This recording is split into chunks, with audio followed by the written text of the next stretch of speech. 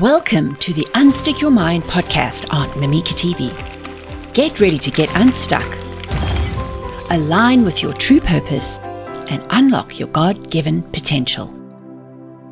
Somewhere along the line in my career, I had a very, I would call a life-changing epiphany. Some call it the dark night of the soul or midlife crisis, whichever you want to consider.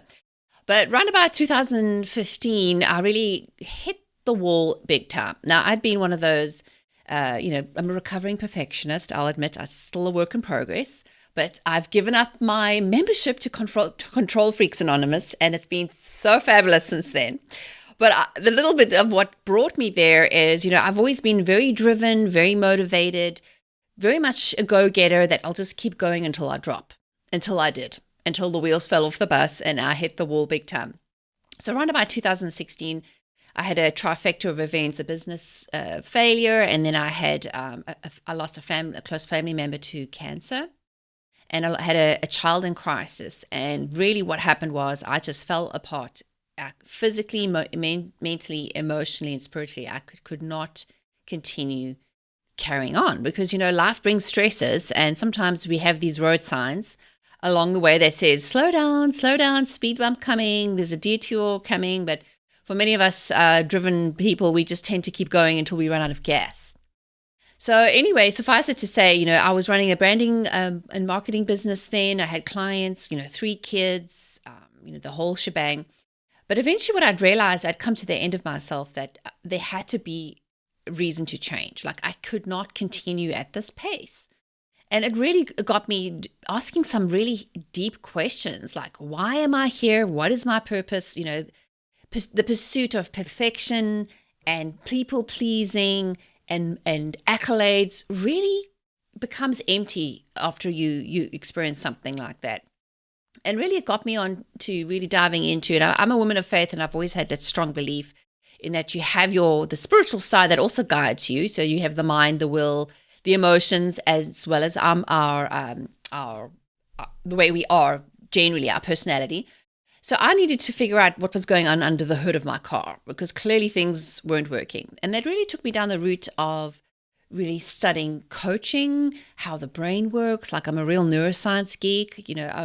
I'm not a qualified therapist or psychologist, but it really started to dig into what is going on. Like, how do I fix these habits? How do I change this behavior? Because clearly it wasn't working and something needed to change. So it sent me on a whole nother expedition of learning. And I went back and got myself certified as a coach. I'm always training. I'm now working through a brain health certification course of how the brain works. Like what motivates us to change? What motivates decisions? What motivates action or inaction? How can we sort of like hack the brain and get past those limiting beliefs or restrictions we put on ourselves or past behaviors based on how we were raised or maybe experiences we had? Because I'm a firm believer that the brain can change. And of course, neuroplasticity is coming up, and the science is proving this. And that's what I get so excited about, is that things that we've always questioned and wondered about are finally showing true, that the brain is malleable, that no matter what brain you have, you can age backwards, according to Dr. Daniel Amen. And according to Dr. Caroline Leaf, she says, we can change our brain to change our life. So that's really where it brought me. And having gone through that process myself and following all their processes and learning and applying it, I was just amazed at how I was able to reconfigure how I think, my habits, my mindset, tools, strategies. And it sent me on a new mission. So now my mission is to help other people get unstuck. Because nobody likes their feeling being stuck in the rut, right? So that's what I'm here. And that's why my title is The Personal Trainer for Your Brain. Just like you go to the gym, you're gonna sweat. It's gonna be a little painful. I'm gonna kick you up the butt sometime, even if you don't want to know it. But that's my style and my approach. And for the students I've worked with, it's worked extremely well to get them up and running. You can't help somebody who doesn't want to be helped. They have to come to the awareness that something is wrong or something needs to change. And in my case, big fat slap in the wall, smashing myself into the wall and completely falling down. Not advisable. I like to always encourage people to see the signs and to sort of start to really think a little deeply. Because in all the coaching I've done, and I do coach a lot of business owners, is I always say your business problems are personal problems in disguise. If you're not showing up in your business and you're finding you're having these struggles, it could be that your brain is putting the brakes on your potential. That, that feeling of I should be there and I could be there and so-and-so's there. Why am I not there?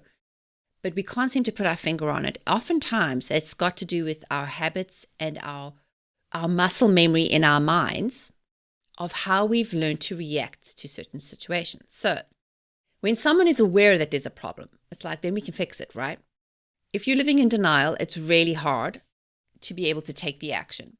But there's always that pull, what I call that compass pull, to wanting to find out that true north, whether it's your purpose or your destiny or what your assignment or what you mean to be doing in this next stage of life, this next step, which is good. But it also creates this dichotomy of frustration between where you are and where you want to be. And what I like to try to help people do is bridge the gap between the two. But sometimes it takes asking some hard questions. It takes looking under the hood and saying, how am I thinking? So that's why I call myself a mindset metacog coach, because the term metacog, it's actually a Greek term, which I'm half Greek, so that's why it always fascinates me. But it's how we think about what we're thinking about. Because so many of us are going through life, bumping into walls, kind of doing life like bumper cars, put a little foot on the gas and then you go a little bit off the rails and you bump into the corner or you bump into someone else and stop, start. And we never quite get on the track and get speed and momentum. It's because we're not really aware of where we're going. We kind of are aimlessly trying things. Maybe, like I said, most people don't need more hacks. They don't need more courses. They don't need more tools or strategies. What they need to think about is what they're thinking about and how they approach that. Because here's the thing, having taught marketing before, I can teach you all the hacks and tools and marketing strategies to help your business grow. But if you keep putting the brakes and having a fear response to, I couldn't do that. No, I couldn't put my foot out there. I couldn't be on that podcast. What are people going to think of me? Or, I couldn't speak on stage. Or, no, I don't want to try something new. That is that loop that keeps us stuck. And eventually what happens is you either burn out or you give up. And unfortunately, some people just resign themselves to, that's how life is going to be. And they give up on their dreams. And that to me is a crying shame. So I always like to say, what kind of thing you are trying to motivate someone to do is what is the motivation? Why is it important for you to change? Like if, alcohol AA says, you have to be able to admit that there's a problem for them to work on it. Anybody who goes to rehab knows they have to admit they have a drug problem in order to be helped. So if we have a problem and we want to find a solution, we have to be willing and open to perhaps being challenged to think a different way. Like, hey, I'm turning 46 this year, and I'm like, I have got some old habits and routines that I feel have served me. But am I teachable enough to go, you know what? That's not working anymore. Maybe there's somebody else who can teach me something. And sometimes we have to be humble enough to learn from people who maybe even half our age, who maybe have more wisdom in certain areas. So, and I think that is important, is being aware and being teachable. Are you willing to learn? Get your ego out the way. It's okay. We're all human. We fail. Nobody's perfect, right? We're all going to make hot messes out of things, but that's what we learn. And then the third thing I would say is the way to progress is to avoid, a lot of people are risk averse. They're almost too scared to try, because what will happen is the fear. The fear takes over. The fear stops us from doing things. I mean, if you remember being a kid when the first time you learned to ride a bicycle, it's like, oh my gosh, this is scary. I don't know it's all wobbly. I don't have any balance. How do I pedal and steer? And how do I avoid crashing into the walls? But we knew dad or mom's arm was right behind us and holding us. But when we got momentum, they let us go. And before you knew it, we were riding solo, and it becomes muscle memory, right? And here's the thing, from a neuroscience perspective, our brain, I like to call it a 2-year-old having a hissy fit.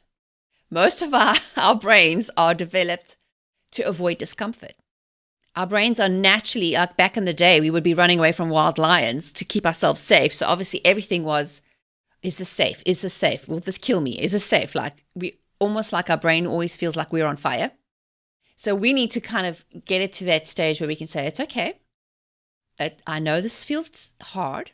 I know this feels risky and this feels uncomfortable, but it's all right. We will get through this. You are safe. So you need to calm the 2-year-old in your brain that's having a tantrum, that's constantly questioning you. I don't know if any of us parents out there, you've ever dealt with a 2-year-old having a hissy fit. You can't reason with them.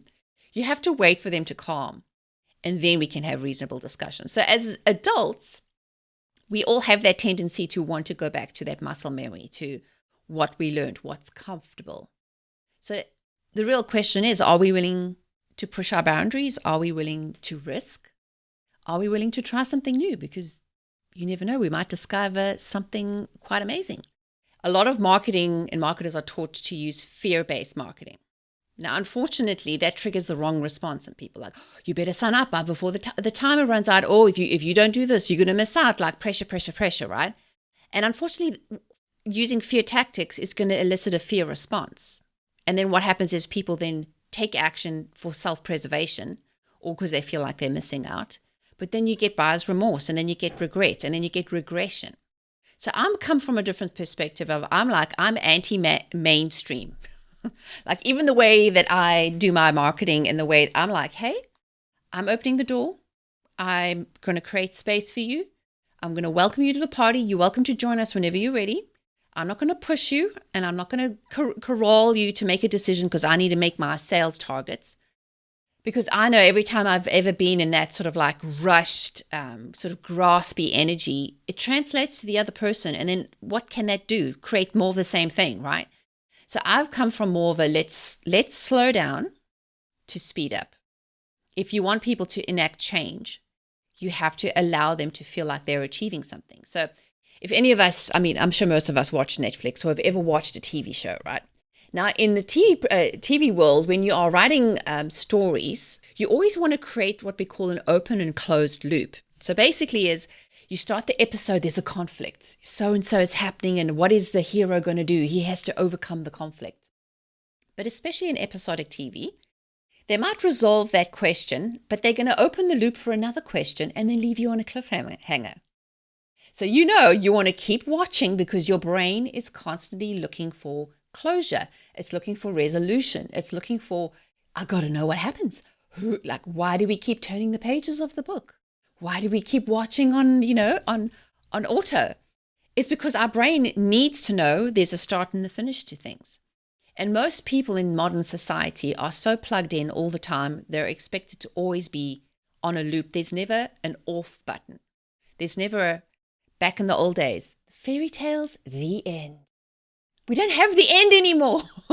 We are keeping people, like social media is designed to keep us sucked on every platform. I mean, you know this, whether it's Facebook or Instagram or, YouTube, they want to keep you on their platform because they know their intention is to sell more advertising dollars. So what can they do to keep you from leaving? They're trying to hack your brain to keep your finger plugged. It's like if you imagine you sticking your finger in the wall socket, getting shocked. What's going to happen if you stay with your finger plugged in the wall? You're going to get fried, right? And then what happens is eventually people then get burnt out, break down, oversaturated, or they shut down. So my viewpoint is let's kind of figure out what those triggers are. Why have you been running on a loop constantly? And that's why a lot of the clients that come to me are either on the verge of burnout or have just had burnout and are trying to figure out how do I get off the rat race, or how do I get off this constant push, like feeling like I got to do. It's because society has trained us to think like that. So it's almost like you got to do the opposite in order to get the result you want. Is you want people to take action, but I like to rather paint a picture of positivity of where they can be. So my anti-mainstream media marketing isn't, look what you're missing out and you better act or else. I'm like, let's dream about where you want to be. Let's take the lid off your limitation. Let's think big. Let's be the Pied Piper instead of the schoolmaster, headmaster, principal who's going to tell you you're going to get a whooping if you don't do or else, right? And I think people are, and the world is getting saturated. We're getting tired of that kind of treatment of let me think for myself. Let me decide in my own time. Because here's the thing is when somebody is committed, they're going to take the action. If they're just interested, there's a difference between interest and commitment, right? Yeah, that's cool, nice. It's like window shopping. No one actually buys from window shopping. You've got to actually walk in the door. How do we make somebody walk through the door? We've got to make the environment enticing. We've got to be positive. It's like, you've got to have the flowers to attract the bees. What's the point in trying to use a negative result, a negative fear tactic? So that is my mission. And I can get on my soapbox and talk about this all day. I'm really trying to change how people's reaction to those instances. So now a lot of my students, after working with me, they've built more mental resilience, and they get to recognize when things come at them, because it's not to say the world's going to stop anytime soon. These things will continue. We are constantly being bombarded with messages every day that are fear-based or negativity. I mean, look, the news, who even wants to go there, right? We don't even want to start with that. So how can we build ourselves up and say that you have it within you to bring out the best in you? We just need to shut out the noise. We need to calm it down. We need to go slow in order to speed up. It's kind of like I was having this conversation with my husband the other day, and he's in this growth phase, and he runs a SaaS company, and we were talking about it. I said, I have this picture. It's like you are a runner, and he is a runner, running on the race, a track on the race, right? He's got all the shoes, and he's done all the training, and he's like super fast, and he's running up to his limits. He physically can't do anymore. But the next requirement of his race is he doesn't need a pair of shoes. He needs a vehicle. He needs a car. So what does that mean is he's going to have to turn in his running shoes. He's going to get back into the garage. He's going to have to build the car. He's going to have to figure out how the car works. He's got to get under the hood and get rid of all the old junk that's not working, replace the fan belt and the oil change. I mean, I'm not that into cars, but I love the analogy of that. Because here's the thing is when he comes out on the track in the car, he's going to go so much faster, so much more efficient, and he's going to use less energy. And that's kind of where it brings me to really helping people come to that stage where they're using less energy, but they're being more efficient with their thought processes, with their energy. And women especially are very bad at comparison. It's like, well, and I suppose anybody really, you're seeing somebody else who's touting, we're making 6 and 7 figures. And then all of a sudden you're like, oh, what am I doing wrong, right? Instead of like, hey, you run your race in your lane. I'm going to just stay in mine. I don't care what Susie Q is doing down the road. She might have 100,000 Facebook followers, but really her audience is not my audience. I'm running my race at my pace. And sometimes I might need to slow down to go in the garage and fix a few things, get rid of stuff so that I could run the next stage on the next lap being more efficient. So that's kind of what I do. I help people get rid of the junk in the trunk and speed up and optimize the vehicle so they are ready to really take on what they want to do with the right tools.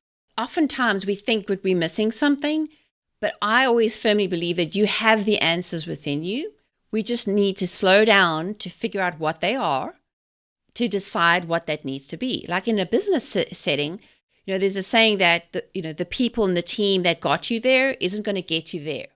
They got you here isn't going to get you there. So the tools, the strategies, the way that you thought, let's use income, for example. So you go from 0 to 100K a year, takes one set of skills in a certain size team. But as soon as you start scaling the business and you want to go $500,000, 6, 7 figures, and it requires you to be a lot more streamlined. You have to have a system in place. You have to be very clear about your who and your do and your what. You can't be tinkering in the garage, still trying to patchwork, stick on, a muffler from a Ford while you're building a Ferrari. It just doesn't work. You've got to be very clear about where you want to go. But what I love to do is take out and take away the restrictions and limitations and say to people, forget about what everyone else is doing. Let's paint a picture. And if I gave you a blank canvas, paint the picture for me of how your life, your business, and your world would look like. Instead of you constantly feeling like you're catching up, forget about all of it. Let's just burn it down. Let's burn it all down. Let's start from scratch. Go back to who you are at the core. So a lot of the stuff I do, I'm also a behavioral science consultant. So I like to look at the reasonings why people behave that way, and also personality. Like maybe you weren't designed for that. Maybe, you're trying to be an expert, or you're trying to put yourself out there as if you're super bubbly and you're this extrovert, when you are screaming inside as an introvert, there's always going to be that friction, right? So I'm all about, and it's more than just, I mean, I feel like the word purpose has become so cliche, but it's important to be aligned with who we are meant to be, and in our family believes who God made us to be. It's almost like we're fighting against our factory settings and we're trying to fit. It's like a computer, you're constantly adding all these extra apps and stuff, and eventually what's going to happen when it gets saturated, it's going to crash. You have to go back to your factory settings. Who are you? What were you designed to be? Let's forget about the weaknesses. Let's focus on your strengths and how can we highlight those strengths. And then, because what happens then is you become very confident and you become calm. Your thinking becomes clear because you are slowing down while everyone else is at a mad rush. You're able to say, you know what? I don't get rattled by what so-and-so is doing because that's not for me. Then comparison isn't a problem. Competition isn't a problem. And you don't feel like you're running out of time. So yeah, that's kind of what it brings me to, is really just coming back to your true north and who you are and what you're meant to be doing. Here's another thing that it's important, and this is also a neuroscience thing, is if you think of our brains like a computer, right? If you have too much input, a confused mind will always say no. There's actually studies out there, I can't remember who did them, but there's studies that show that when they presented too many options to people, it's like our brains can't think of more between more than 3 or 5. Or like if you've ever walked into a McDonald's or a Burger King or whatever, and you see the menu in front of you, or those mom and pop stores who want to sell you everything but in the kitchen sink, it's almost like you'll get this sense of like, oh, I can't decide. So what does your brain do? It wants to preserve energy.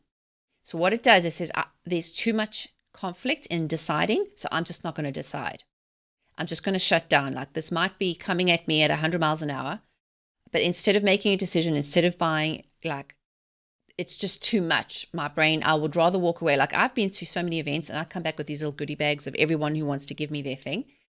And it's all exciting, but you come back and it's almost like a sense of like, oh, you almost get either sad or depressed or tired when you come back. It's because your brain has had to process so much input in a short amount of time. We haven't given people space to actually really think about and guiding them along the process. So here's an example. If you've ever gone to a flea market and you see all the different options, like this candle place, and then there's a hand wicker place, and then there's a florist, and it's like choices.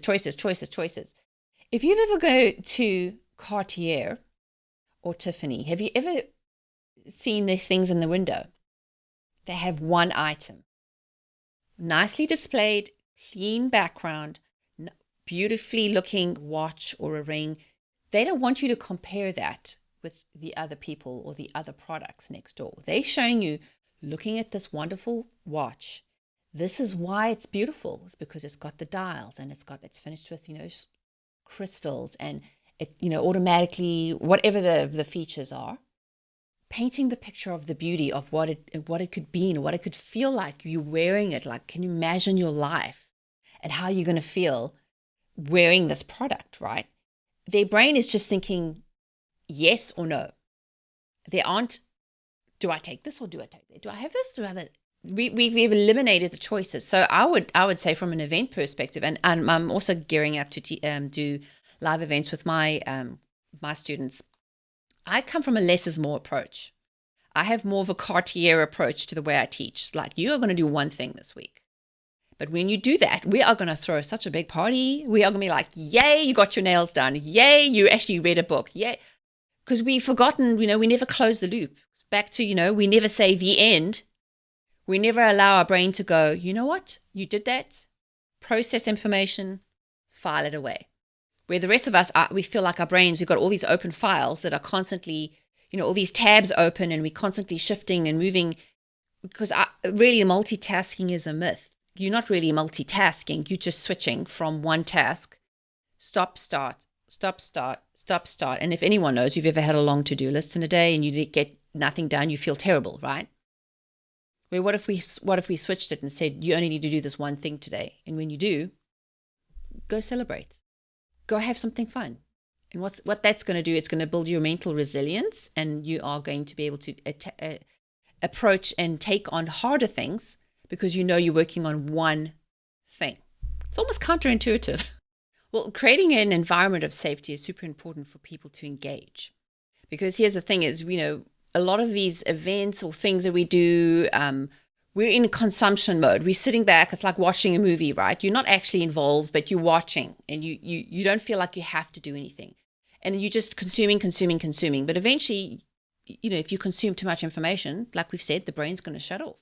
So how we create safety is, I always believe in leaning into creating a two-way conversation. So in my coaching, how I've done this is, instead of me just teaching at you and standing on a stage and saying, go and read this and go and do that, I give them shorter amounts of information, but then I open a conversation. Like, what are you thinking? Like, what came up for you when I presented this information? So I always prefer more of a roundtable discussion. We're going to teach you on one topic.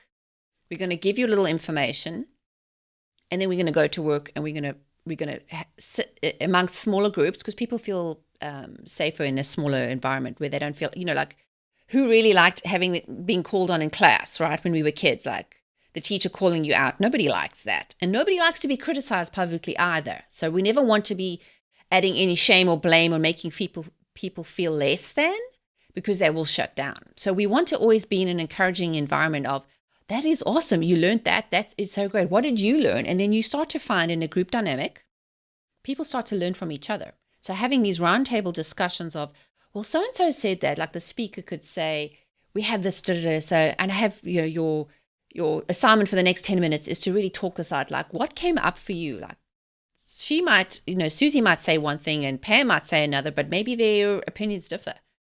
Or maybe they heard it differently. Like, you can give one recipe to two different chefs and they will come out with totally two different cakes. So I'm all for create the conversation. Like, and if we just took away the criticism and judgment, like, you have every right to your opinion. I'd like to hear it. Like, let me lean in and listen to what you're saying, because you might inform me on something I've never thought of thinking of before. Because those have been my greatest aha moments and moments of development, is having that attitude of being teachable. Hey, I might have 20 years experience in marketing, but I sure don't know everything. Like, teach me what I don't know. Even if I've been doing something for 20 years and it turns out it was wrong. Okay, I'm happy to put my pride in my pocket and say, you teach me a better way. I'm happy to learn. But most people don't want to have their egos hurt. So we sometimes find that a little hard to raise our hands and say, hey, I have a question, because we don't want to be put on the spot. And we don't want to feel like we're judged or criticized. So I always like to take an approach for, how can we create a safe space by allowing people to have their opinion and to talk things through as a discussion. This isn't a lecture where you just sit and hear me drain on, because people fall asleep with that. How can we create a two-way conversation and then input? Like, I'm always asking people for your feedback. Like, what did you learn about that? What are your ahas? Like, we're going to talk about this week, but next week I want to know what you did well. Like, what's the one thing you're going to do? Not 10. What's the one takeaway you're going to do, and how are you going to implement that over the next month or year or whatever, even if it's just one thing you focus on. And I really think that people will gain a lot more confidence and momentum where they feel like they are achieving that one thing, they're implementing that one thing, and then you can see results. So I'm all for, if you're not getting results and transformation, let's figure out why. Let's peel it back, go slow to go fast, and to figure out how to eventually get you moving. Because nobody likes the feeling of being stuck, but sometimes we need somebody else to help us see what we're not seeing, because we all have blind spots. That's the whole point, is the feeling of being able to put your defenses down and to really be honest, because really people are always wanting an honest answer. But again, the fears and anxieties and judgment we feel from others, we feel like, we have to put the mask on and pretend like it's all fine. So I really truly believe in that, and this is, lots of people talk about this, the power of story. And a lot of the time, like, when you can see somebody say, oh, I went through that too, or me too, right? That's why these things resonate, because if you feel like you're not the only one, if you feel like you're not the only one who's going crazy, other people are dealing with the same things as you, and collectively coming together and saying, hey, I know you're having a problem with your teenage son. You know what I tried with mine? Maybe you can try that. Instead of teaching at people, we need to share and encourage. And this is a great thing. Like, I was born and raised in South Africa. And, one thing that it's very strong in the country is this tribe mentality of community support, which unfortunately in modern society we've lost. Like, even my Greek side of the family there's always an auntie or an uncle or a cousin, somebody who knows somebody who's got something, who can connect you with something, or babysitters, or somebody who knows a florist, and we've lost that. Unfortunately, we are highly connected digitally, but we're the most disconnected society and generation that's ever been. When's the last time you went down to, your neighbor's house and had a cup of coffee and just asked how their day was? Or when was the last time you got together with a friend from school and reminisced about, things? I mean, obviously with the world we're living in, a lot of us are isolated at home, but I think if we can create that community feel again, and we can kind of really start to get back to the basics of who we are as human, and humans need connection. I need to know that you're like me, or we've been through something similar. And then you open up and you feel safe to share your heart, because you don't feel like you're out on the fringes, right? You feel like you're in a tribe and a community who understands you, who gets you, who's at the same level as you. Like, even from a business perspective, one thing I remember when I used to go to these conferences, that, if I'm a startup business, there's no point in putting me in a room with millionaires, because their mindset is so different to where mine is. And what that does, it serves neither of us, because the millionaire has got his own issues of growth and scaling and team, where the solopreneur has got his or her own issues, and by comparing each other, we're not being effective at all. So I love that approach of putting people in like-minded groups, or maybe the same goals, or maybe to self-identify that this is where they want to be. Because going forward, and we are already seeing the shift in the way that we see advertising, is this generation wants customization and personalization. Like, I have two 20-year-olds in my family and 11-year-old, and I can really see they're like, I don't want what everyone else has. I want something that's customized to me. I want something that speaks my language. I want something that's my style, my speed, my lingo. So I think this whole mass market spray and pray and hope that, you push out your message to as many people as possible. What if they're the wrong people? Trying to fill the bus and shove it full, but if they're the wrong people, are we going to get to where we want to go? We're talking about habits. So if it's taken you quite a few years to get yourself into a hot mess, it's going to take a little while to get yourself out of it. So which is why, like Caroline Leaf talks about it, that I think her research is 60, 64, 67 days to fix a habit. So my viewpoint is, that's why I like 90-day planning, or 90 days. Like, it seems achievable. It's not like, let's think of the next 3 years. Like, that's quite daunting for most brains.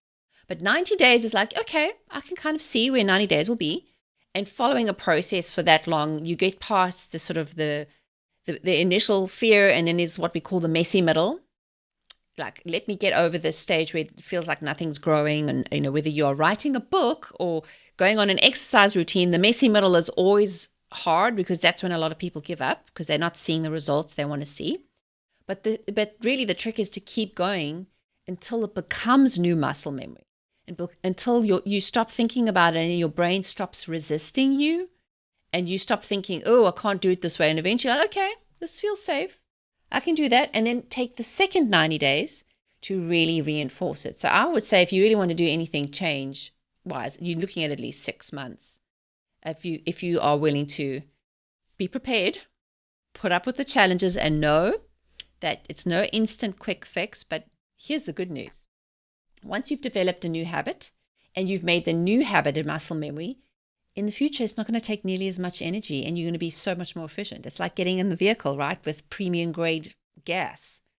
You're going to get there so much more smoother, more enjoyable, at the highest speed, in style. And I think that's much better way to travel. So I've always been a classically trained ballet dancer all my life, and I always wanted to learn to figure skate. But I always thought I was too old and too slow, and oh no, why would I want to do that? But I just decided that one day, this is something I really wanted to do, and I was prepared to put in the work. So at the age of 31, got myself a leotard and my skates, and I have been working with a coach every week for the past 12 years, and have taught myself new skills, new balance, new muscle memory, because I am proof that you can teach an old dog new tricks. So when I talk about muscle memory and reading, I'm the guinea pig. I've been through this myself. And, as I said, I don't teach anything that I haven't personally experienced. But really what that has shown me is that the brain can be taught. You can relearn things, even though, as an adult, we overthink everything. We always question everything. It's much harder to teach an adult than it is a child. But it can be done with a lot of perseverance, discipline about showing up regularly and sticking with your commitments. And some of us need a little bit more accountability. So thank goodness to my coach. She really will whip my butt if I'm not there on a Tuesday. She's like, I'm expecting you there. I get paid whether you arrive or not. So it's in my interest to show up. And sometimes are good and sometimes are bad. Like sometimes it's really sucky and I come home and I'm like, oh, that just felt terrible. I couldn't get anything right. And I just have to remember, trust the process. Trust the process. There's going to be good days. There's going to be bad days. Some days I fly. Some days I fail. Some days I fall a lot. And I'm okay with that. Because what we do if we fall, we just get back up again and do it again, right? Might have a few bruises, but we can get over that. So exactly. So that's a little bit of encouragement that no matter what you are thinking and dreaming or planning or wanting to do, there's always a do-over. There's always time. It's never too late. You can always set the reset button. You can always go back to factory settings, but you just have to be aware, be determined, and be consistent enough to show up, to put one foot in front of the other, because it can be done if you're prepared to do it. So I hope that's an encouragement. Are you ready to change your brain to change your life? Discover how to break limiting beliefs, stop self-sabotage, and unlock your full potential by rewiring your brain using neuroscience, coaching, and faith-based principles. Come and join my coaching program, Unstick Your Mind, today.